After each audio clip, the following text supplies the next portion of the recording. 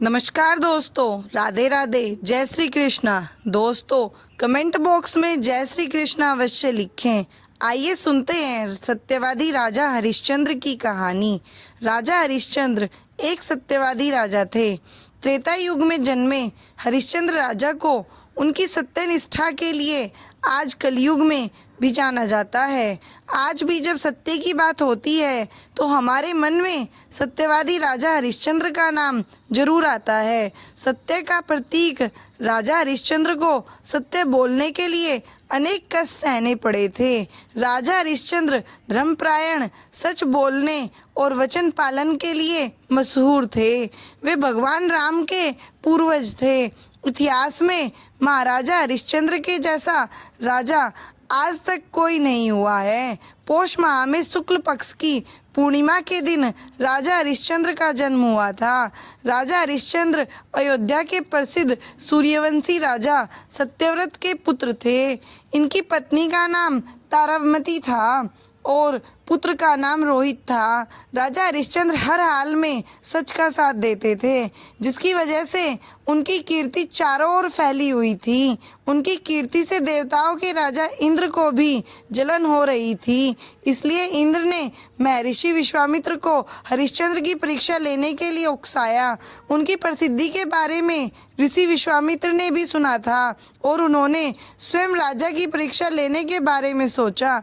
महर्षि विश्वामित्र ने राजा हरिश्चंद्र को अपने योग बल से ऐसा स्वप्न दिखलाया कि राजा स्वप्न में ऋषि को पूरा राज्य दान में दे रहे हैं। सुबह जब हरिश्चंद्र अपने दरबार में गए तो उनसे मिलने 1100 ब्राह्मणों के साथ महर्षि विश्वामित्र वहां आ गए।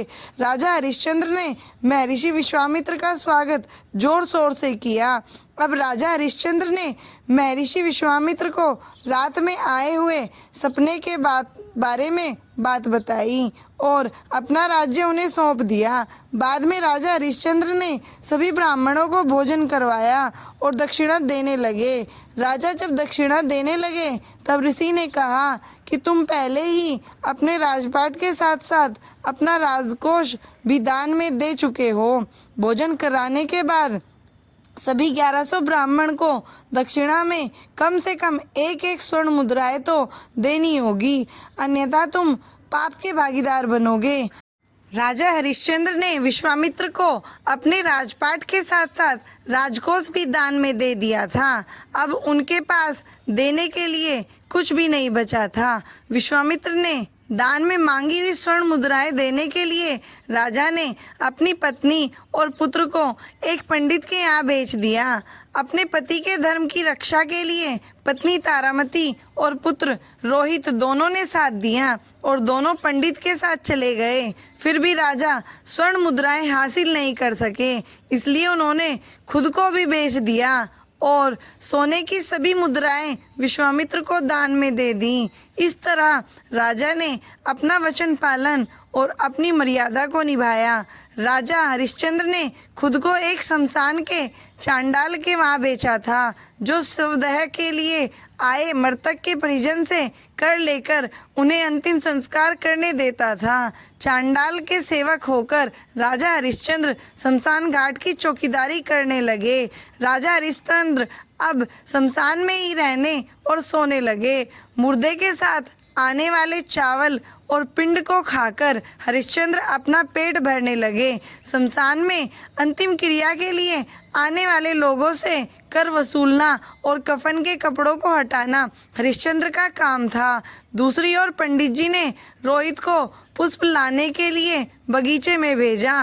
वहां रोहित को एक काले नाग ने डस लिया और रोहित की वहां पर मृत्यु हो गई।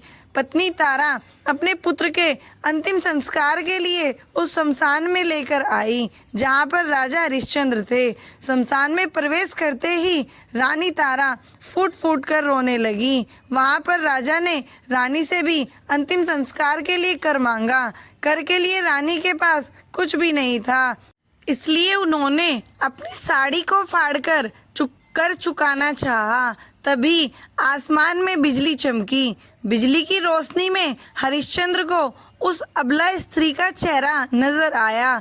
वह स्त्री उसकी पत्नी तारा थी और उसके हाथ में उनके पुत्र रोहित का शव था। अपनी पत्नी की यह दशा और पुत्र के शव को देखकर हरिश्चंद्र अंदर से पूरे हिल गए और भावुक बन गए। उस दिन उनका एकादशी का व्रत भी था और उनकी आंखों में आंसू भरे थे, लेकिन फिर भी वह अपने कर्तव्य की रक्षा के लिए आतुर थे। उन्होंने अपनी पत्नी से भारी मन से कहा कि मैं यहाँ का सेवक हूँ और मैं अपने मालिक के साथ किसी भी प्रकार का धोखा नहीं कर सकता।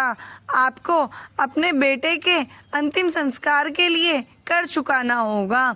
उन्होंने अपनी पत्नी से कहा कि जिस सत्य की रक्षा के लिए उन्होंने अपना महल, राजपाट तक त्याग दिया, स्वयं और अपने परिवार को बेच दिया, आज यह उसी सत्य की रक्षा की घड़ी है। जैसे ही रानी अपनी साड़ी फाड़ने चली, ठीक उसी समय आकाशवाणी हुई और स्वयं भगवान नारायण प्रकट हुए और उन्होंने राजा से कहा, हरिश्चंद्र, तुम परीक्षा में सफल हुए।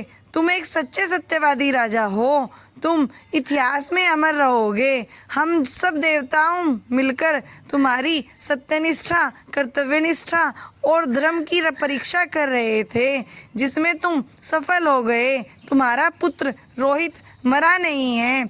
महर्षि विश्वामित्र ने अपने योग बल से उसे बेहोश किया था और तुम जो चांडाल के यहाँ काम कर रहे हो, वो स्वयं चांडाल के रूप में साक्षात धर्मराज थे। इतने में ही रोहित जीवित हो उठा और ईश्वर की अनुमति से विश्वामित्र ने भी हरिश्चंद्र का राजपाट उन्हें वापस लौटा दिया।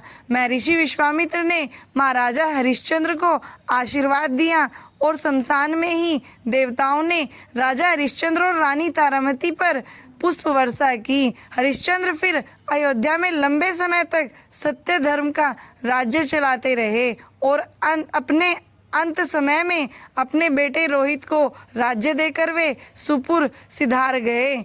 इस कहानी से हमें यह सीख मिलती है दोस्तों कि इंसान को किसी भी परिस्थिति में सच का साथ नहीं छोड़ना चाहिए। दोस्तों, अगर आपको मेरी ये कहानी पसंद आई हो तो प्लीज़ मेरे चैनल को लाइक करें, सब्सक्राइब करें, शेयर करें और कमेंट करें। धन्यवाद दोस्तों।